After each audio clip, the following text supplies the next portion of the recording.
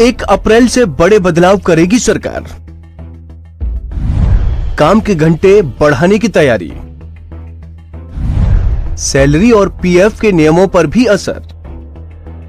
1 अप्रैल 2021 से आपको take home salary, PF और काम की अवधि में बड़ा बदलाव देखने को मिल सकता है।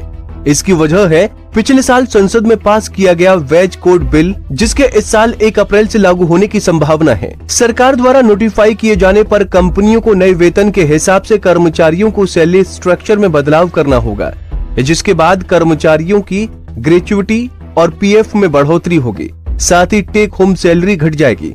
वहीं बदलावों से कंपनियों की बैलेंस शीट पर भी असर पड़ सकता है। नए नियमों के मुताबिक किसी भी कर्मचारी के भत्ते कुल सैलरी का या भुगतान के 50% से ज्यादा नहीं हो सकते।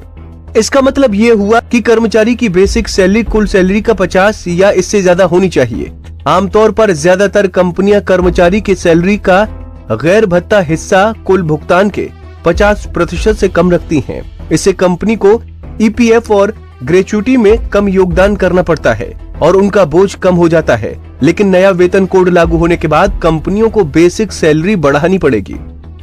इससे कर्मचारियों की टेक होम सैलरी तो घट जाएगी, लेकिन पीएफ योगदान और ग्रेच्युटी योगदान बढ़ जाएगा। साथ ही कंपनी कर्मचारी के लिए अपना पीएफ योगदान उसके सीटीसी यानी कॉस्ट टू कंपनी में जोड़ देगी। ऐसे में कर्मचारी की टैक्स लायबिलिटी भी घट जाएगी। ग्रेच्युटी और पीएफ में योगदान बढ़ने से रिटायरमेंट के बाद मिलने वाली राशि में इजाफा होगा। इससे लोगों को रिटायरमेंट के बाद सुखद जीवन जीने में आसानी होगी। नया नियम वेतन पर कंपनी की लागत को भी बढ़ा सकता है, क्योंकि उन्हें कर्मचारियों के पीएफ और ग्रेच्युटी के लिए अधिक योगदान देना होगा। विशेषज्ञों का अनुमान है कि नए वेतन नियमों के लागू होने के बाद कंपनियों की वेतन लागत 10 से 12% तक बढ़ने का अनुमान है। इससे कंपनियों की बैलेंस शीट भी प्रभावित होगी।